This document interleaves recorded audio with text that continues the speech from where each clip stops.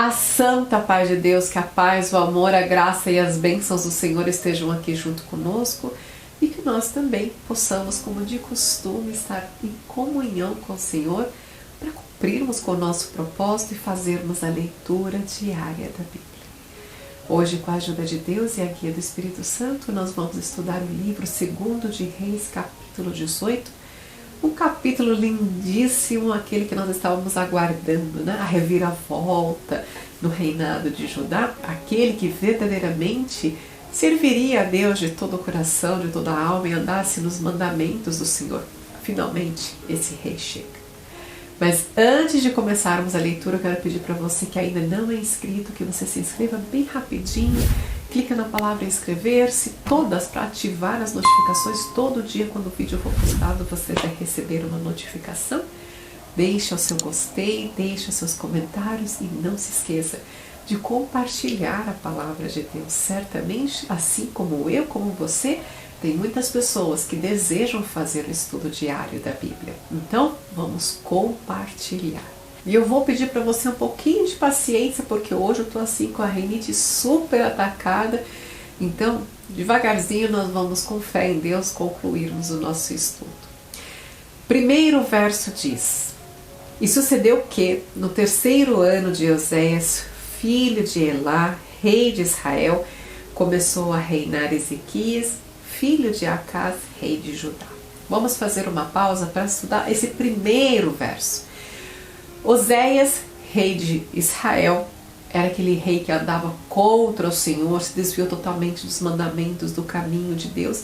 E ele estava pagando um alto preço por isso, porque todo o povo abandonou o Senhor. Inclusive, quando o próprio rei da Síria manda sacerdotes para a cidade de Samaria, porque ele diz: olha, Israel tem um Deus muito forte, então ensina esse povo quem é o Deus deles. E mesmo assim eles não obedecem, mesmo assim eles se apartam, cada um cria o seu Deus, né? Então esse é o rei de Israel, porque nós estamos falando de Israel do Norte. Mas Judá, Israel, que é considerada Israel do Sul, aqui só chamada de Judá, é aquela que os reis vinham da linhagem de Davi.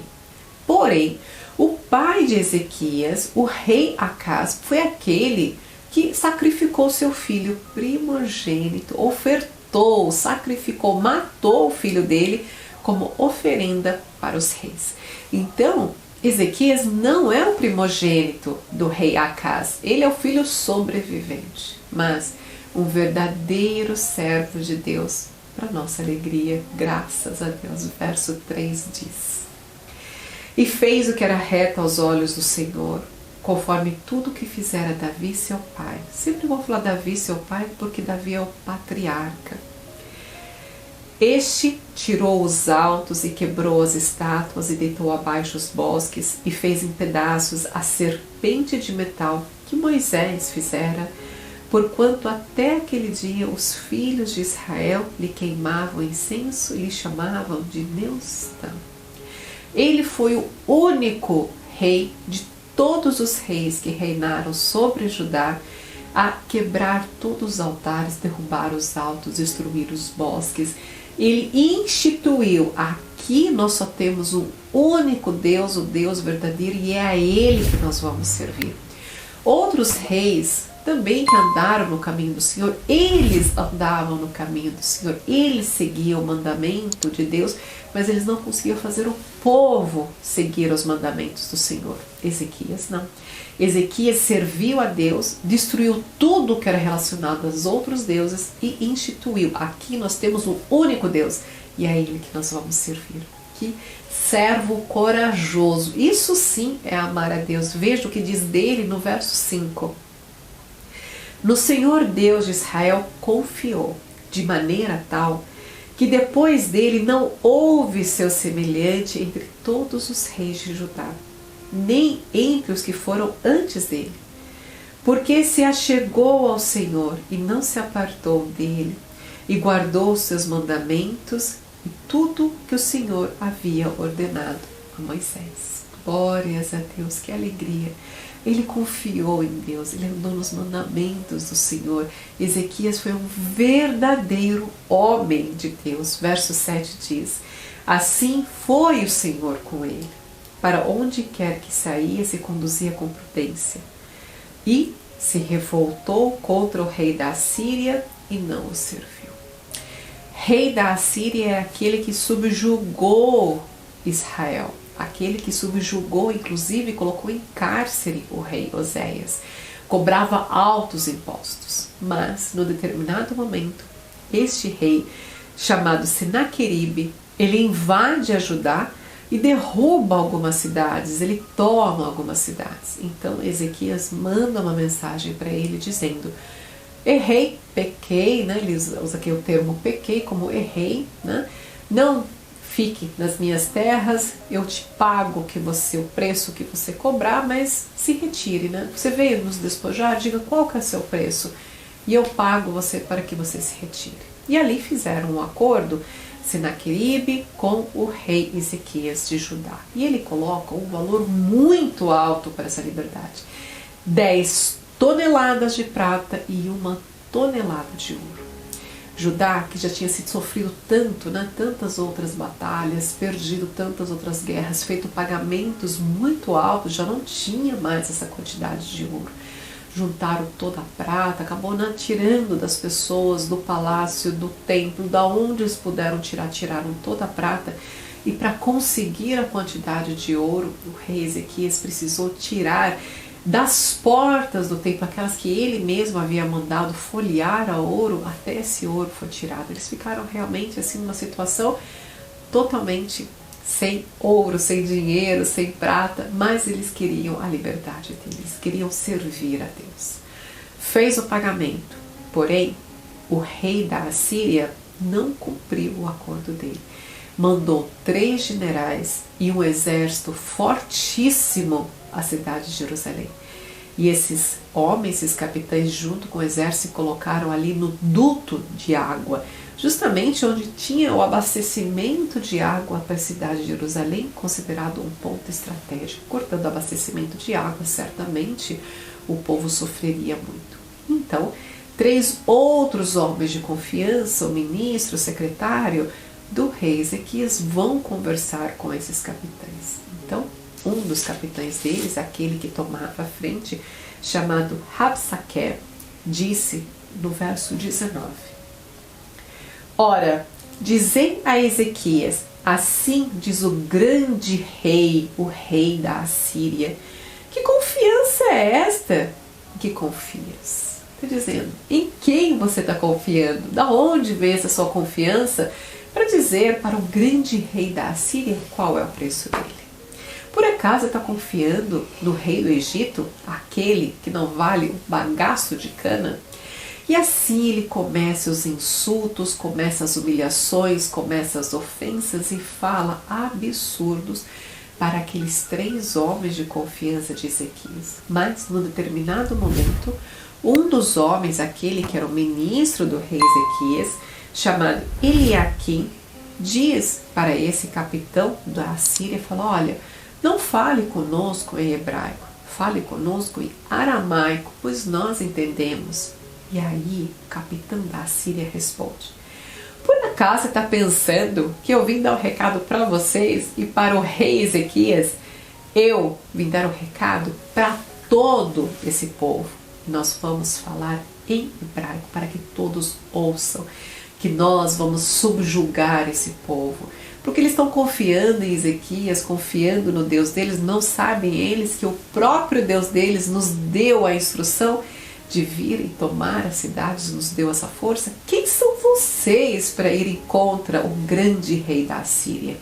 Vocês sofrerão tanto que vocês vão comer as suas próprias fezes e beber das suas próprias urinas. E a humilhação ali continua. E ele continua dizendo absurdos para eles. Mas em um momento ele diz assim, verso 29. Assim diz o rei: não vos engane, Ezequias, porque não vos poderá livrar da mão do rei da Assíria. Nem tampouco vos faça Ezequias confiar no Senhor, dizendo: certamente nos livrará o Senhor, e a esta cidade não será entregue na mão do rei da Assíria. Vejam que depois de toda a humilhação, depois de toda a ofensa, ele ainda diz, olha, não confie em Ezequias, porque ele vai dizer para vocês que o Senhor, o Deus Todo-Poderoso, vai salvar vocês e vai livrar vocês da mão do rei da Assíria. Isso não vai acontecer, porque nós somos poderosos e todas as cidades que invadimos, nós a tomamos. A força está conosco. O povo, tanto todo o povo que estava ouvindo, quanto aqueles 3 homens de confiança do rei Ezequias, eles simplesmente ficam em silêncio. Não respondem nada, não falam nada, dá a impressão que eles entram no estado de choque, depois de tantas aberrações e absurdos e iniquidades que eles ouvem dos capitães, daquele capitão da Assíria. No verso 36 diz: porém calou-se o povo e não lhe respondeu uma só palavra, porque mandado do rei havia, dizendo, não lhes respondereis. O rei já tinha falado também, olha, ouçam o que eles têm a dizer e não respondam nada, mas dá a impressão que eles ficaram assim, embasbacados. Eles ficavam sem reação depois de ouvir todas aquelas ofensas que vinha do rei da Assíria. No último verso diz: então Eliaquim, filho de Ilquias, o mordomo, que é o ministro dele, e Sebna, o escrivão, e Joá, filho de Asaf, que é o chanceler, vieram ao rei Ezequias com seus vestidos rasgados e lhe fizeram a saber todas as palavras de Rabsaqué. Rabsaqué é o capitão da Assíria que mandou esse recado num tom tão sarcástico e tão orgulhoso, humilhando todo o povo de Judá. Amém, glórias a Deus. Assim termina o capítulo 18, mas ele tem uma continuação no capítulo 19, por isso eu te convido a não perder por nada o capítulo de amanhã, que nós vamos dar continuidade, um desfecho para esse capitão tão insolente. Glórias a Deus. Amanhã, capítulo 19, também vamos começar a estudar a respeito do profeta Isaías. Maravilhoso, o homem de Deus, assim. Eu sou apaixonada pelo livro de Isaías, pelo profeta Isaías, por tudo que ele serviu ao Senhor. Então, a partir de amanhã nós vamos começar a estudar também. E eu te convido, não se aparte do Senhor. Veja que lindo. Eu vou ler novamente o verso 5, para que a gente possa ir dormir com essa graça dentro do nosso coração. No Senhor Deus de Israel confiou, de maneira que depois dele não houve seu semelhante entre todos os reis de Judá, nem entre os que foram antes dele, porque se achegou ao Senhor, não se apartou após ele, e guardou os mandamentos que o Senhor tinha dado a Moisés. Amém. Glórias a Deus. Que nós possamos, irmãos, estar assim agarrados com o Senhor, junto com Deus o tempo todo. Nos tempos bons, nos tempos difíceis, na alegria, no choro, todos os dias. Que é o momento que a gente abrir os olhos, Senhor, obrigado por mais um dia de vida. Dessa mesma comunhão, vamos orar e agradecer a Deus por tudo que o Senhor tem nos presenteado. Nosso Deus e nosso amado Pai, com grande alegria no coração, Senhor, queremos te agradecer por mais esse dia de vida, por o Senhor ter nos sustentado até o presente momento. Te agradecer, Pai, pelo estudo da palavra, te agradecer, Pai, pelo esse meio de comunicação, onde nós possamos estar todos nós reunidos, estudando a palavra do Senhor, meditando no seu ensinamento e guardando, Pai, retendo a Tua graça no nosso coração. Pai, entregamos a nossa vida nas Tuas mãos, te pedimos perdão pelos nossos muitos pecados, pelas nossas fraquezas, pelas nossas transgressões. Te pedimos, Senhor, não se aparte de nós, mas nos ajude a andar em retidão com o Senhor. Pai, vamos te pedir pelos enfermos, pelos enlutados, por todos os teus filhos, Pai, que rogam e clamam o teu favor nessa terra. Senhor, abençoa todos os nossos irmãos que estudam a palavra de Deus, que têm prazer em se achegar a Ti, Senhor, que o Senhor possa estar junto com eles a todo momento, que eles sintam a Sua presença operando em suas vidas. Pai amado, tudo que nós te pedimos e tudo que nós te agradecemos é por nome e graça do Teu Filho amado, nosso Senhor Jesus Cristo, o qual senta à sua destra e reina eternamente. Amém. Glórias a Deus. Aleluia. Muito obrigada pela sua companhia. Deus te abençoe imensamente. Eu te espero amanhã para mais uma leitura diária da Bíblia. Um super beijo. Tchau, tchau.